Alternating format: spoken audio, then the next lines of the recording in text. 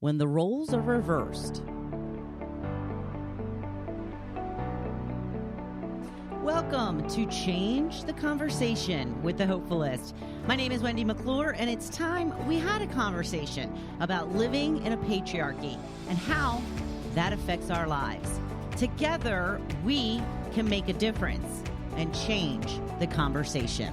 Thank you for being here. I appreciate you being brave enough to have these conversations and to delve a little deeper into what has been happening to us women our entire lives. So thank you for being here. I appreciate you, and I hope that you are discovering a little bit more about yourself after we have these conversations. Starting out with the quote of the day comes from Mamie Legace. The weak make others feel inferior. The strong make others feel equal. And I wanted to talk about equality because today is a day or two after I went to see the Barbie movie. Yeah, that's right. I went to see the Barbie movie. Now, the way that this came about was I didn't really know much about the movie. I just thought it was going to be some kid's movie, like the Lego movie or what have you. But my husband expressed an interest in it. He's like, would you want to go see the Barbie movie? And I was like, not really. Would you? And he's like, yeah. I'm like, why? He said, looks funny. I'm like, whatever. So then I got to hear a little bit about what the movie entailed, the messages that were in the movie, and sort of what it represents. And then I was all in because basically what the movie is about is a role reversal. Because in Barbie world, Barbie is the one who does everything. Barbie is a Supreme Court justice. Barbie is president. Barbie is all of these jobs. She is not defined as a wife or a mother. She is defined by everything but that. And what's interesting is in the movie, Ken is just a sidekick to Barbie, as he was in, the life of Barbie and the dolls and all of that. Ken's never been somebody who had a job or did anything. He was just there as Barbie's friend. So in the movie, there's just a ton of Barbies. They're all Barbie. They each have a name. Margot Robbie is stereotypical Barbie, which is, I guess the blonde Barbie, the one that, wears all the fancy clothes and, really fancy clothes. So in the movie, there's a Barbie land and there is the real world. So we start out in Barbie land where everything is, perfect and dreamy and all this stuff. And Barbie ends up having to go into the real world. And when she does, Ken is with her and they discover that the world is very different from how Barbie world is. And Barbie realizes right away that things are very different. I don't know if I would use the word that she thought it was unfair, but she realizes that things are a lot different in the real world than it is in Barbie world. And Ken also realizes right away that things look much different in the real world. In fact, he perceives it as looking much better for men in the real world because, that's the way it goes. That it is better for men in the real world than it is in Barbie world, for sure. So they end up going back. In fact, Ken went back before Barbie did. And when Barbie gets back, Ken has taken over because now he knows that men can rule the world. And when Barbie gets back, all of the men have taken over, and they now have the women serving them beers and, wearing cheap outfits and, doing the things that women typically do or are forced to do or are reduced to do in the real world. And, here is a really interesting part to me is when women are fighting for equal rights, we are not trying to steal from the men, because that's what Ken did. He went back to Barbie Land and he changed everything to revolve around the men. That's not what women are doing. We're not trying to take anything away from men. We are merely trying to live our own lives and have us be the center of our lives. Because as of right now, we are not allowed to do that in this society. If you are not working towards wifehood and motherhood, then people don't even know how to talk to you. I mean, it's kind of crazy that it is still, this patriarchy is still ingrained in us. So much so in this time, in 2023. In fact, we are actively going backwards because women have come far enough that the men are threatened. And this is exactly what they are afraid of. They are afraid that if women get equal rights in this country, that we're going to do what Ken did in the Barbie movie, is we're going to take over the world, we're going to take over the country and make it a matriarchy. And we're going to make the men be our little servants. I don't know a single woman that has that idea in their head. Not a single woman. We are not trying to take anything away from men. We are just trying to get on an even playing field. And that is too much to ask. And that is very clear from the fact that we are being set back further and further. With the overturn of Roe, now forcing women to have babies that they don't want, that in 9 months, the same people who said you have to have that baby are going to be screaming, "What? Why are you on welfare? Why can't you take care of this child? You decided to have a baby and now you can't take care of the child." This is the same group of people that are going to say that once the baby is born. And let's talk about how that upbringing will be. How will it be for a child that wasn't really wanted to be at that time? But if you have the nerve to express that, well, I'm not ready to be a mother. Well, you're selfish. And this is the consequence of your action. And again, let's talk about the fact that while women are being forced to give birth to babies that they don't want, not only do men have no accountability in any of this, but we're still actively giving out Viagra to members of the military and veterans, and it's very available. So why is that okay?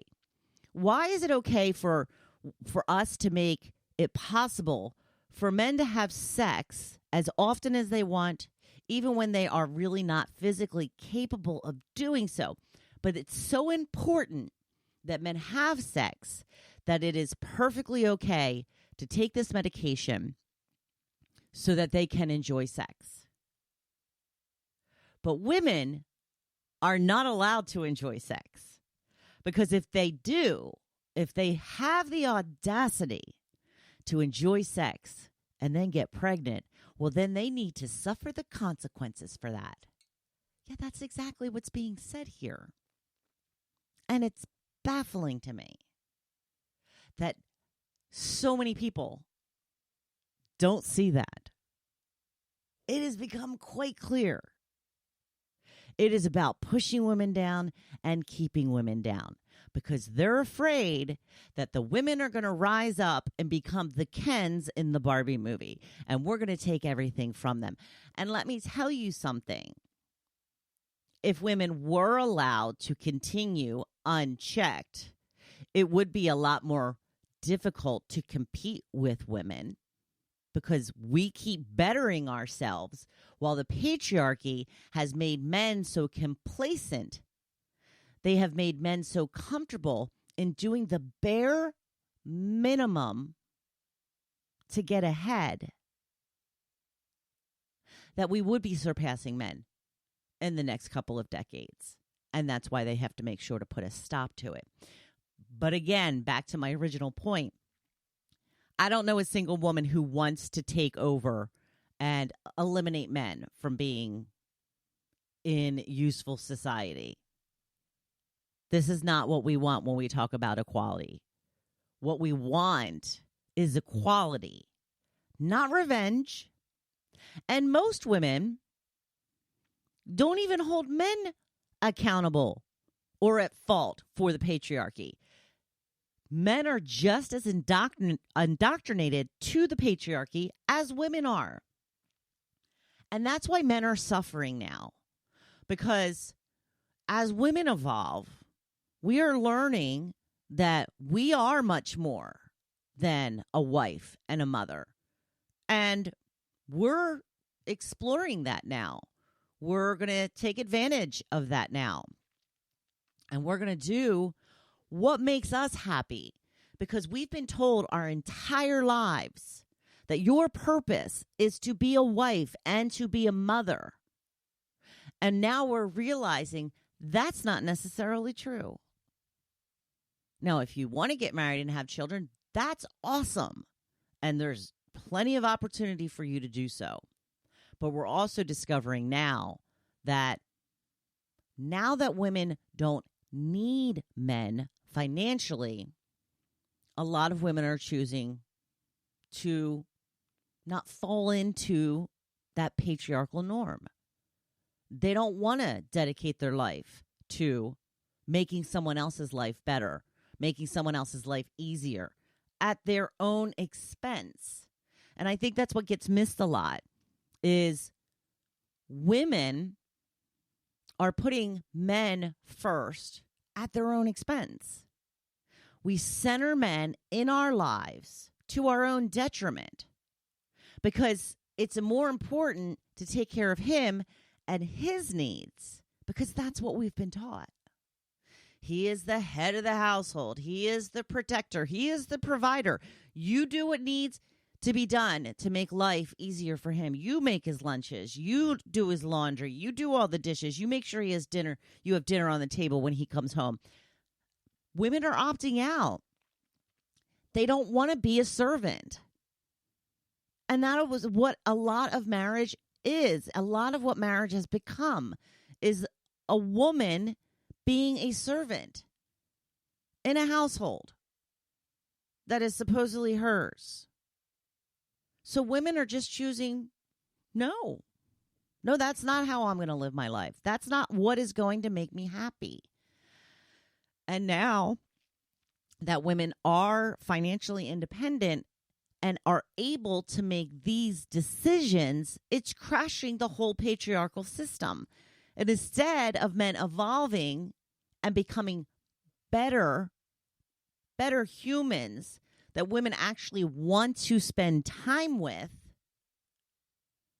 they are just trying to roll us back so we have no choice but to depend on them once again. Because life was great for them then, right? Not so much for the women. So God forbid women be happy too. And that's the thing that really gets me. This is not an either or situation. It's not either women are equal and happy or men are in the patriarchy and happy. We can all be happy, but we all have to go on our own journey to get there. We all have to do our inner work to figure out how to be the person that we want to be, to do the things that we truly want to do, to figure out what is really important to us as human individuals. And then we can share it with somebody else.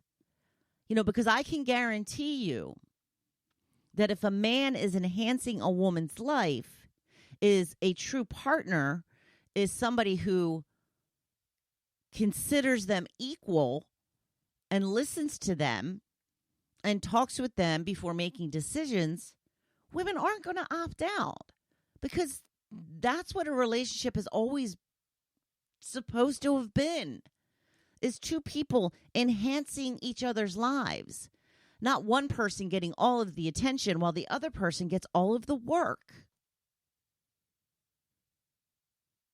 And the lengths that these government officials are going to roll back our rights is astonishing to me. Women are being tortured in this country every single day. Tortured.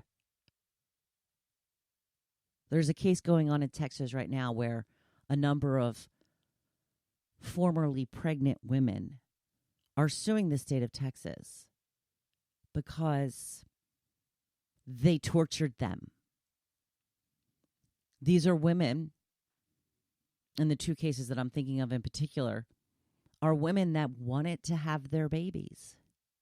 They wanted to have them, but they developed issues in the womb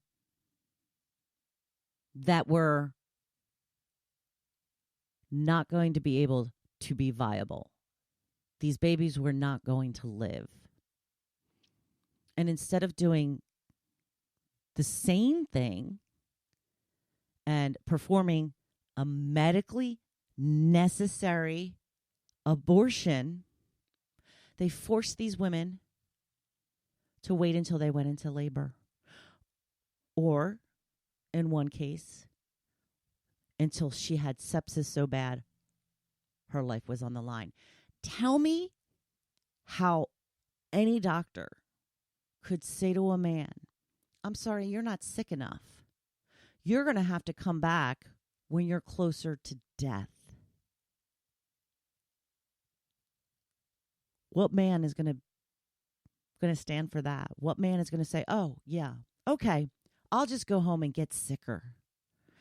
And this is why I'm so confused as to how we are not in the streets marching every single day. Just the fact that that is something that is going on in this country, that women are being turned away from hospitals because they aren't close enough to death. I'm sorry, ma'am, you're going to have to go home and wait until you're so sick, you're going to have the ambulance bring you back. Men don't want to get a needle, but women are expected to go through this. And I don't think anybody has died yet, but it's coming. Oh, don't make any mistake. It is coming. But for these women, these two particular women,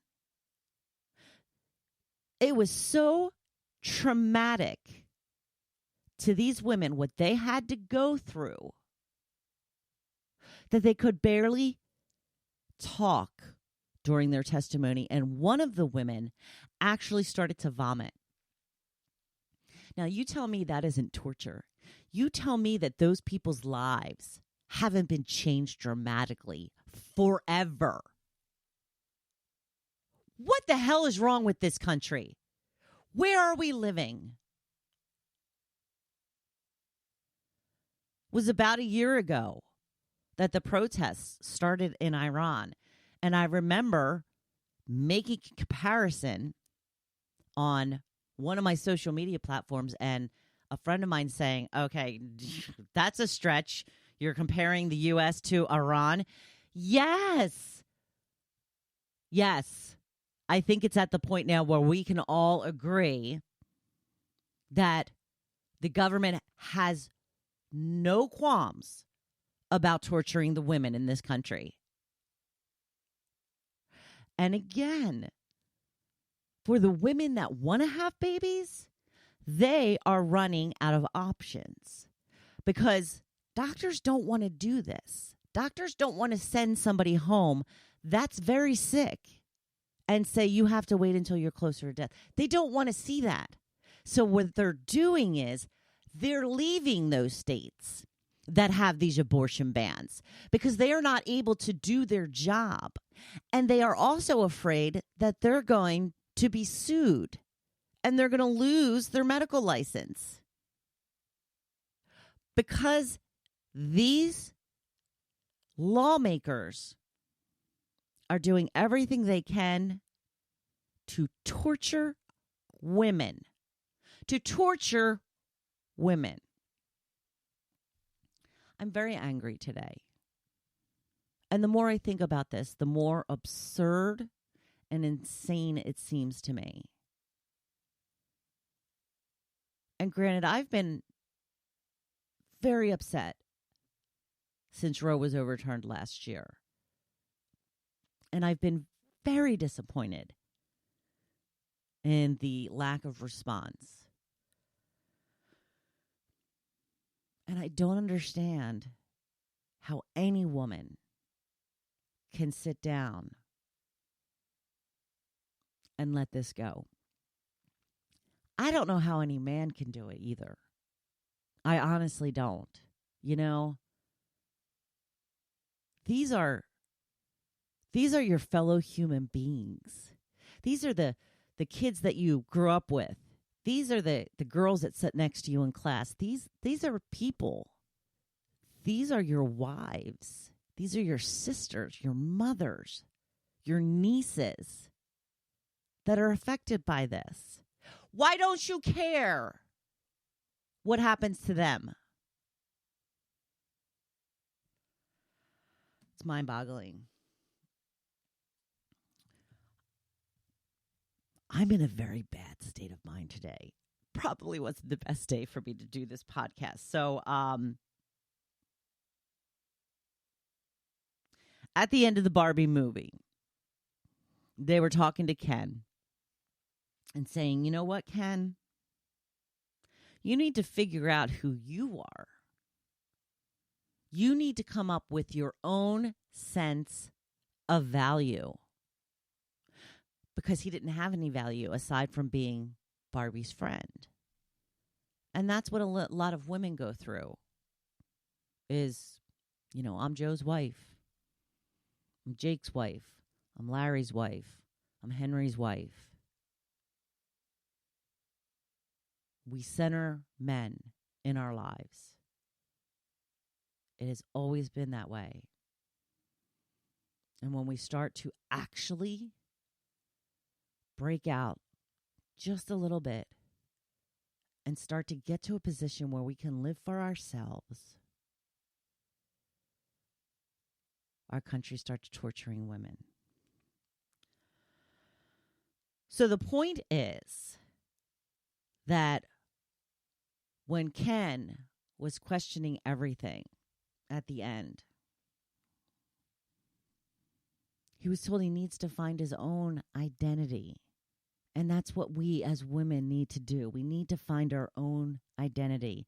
Who are we if we aren't someone's wife or mother? Who's the person that we are? What is important to us? What do we enjoy? What do we love? Who do we love? How do we want to live our lives? These are the questions that will make your life the way that you want it to be. And I know most of you probably don't even know what you want your life to be. You just want it to be different. But you don't know in what way or how exactly. And that is the first step. Get clear. Get some clarity around what it is that you want.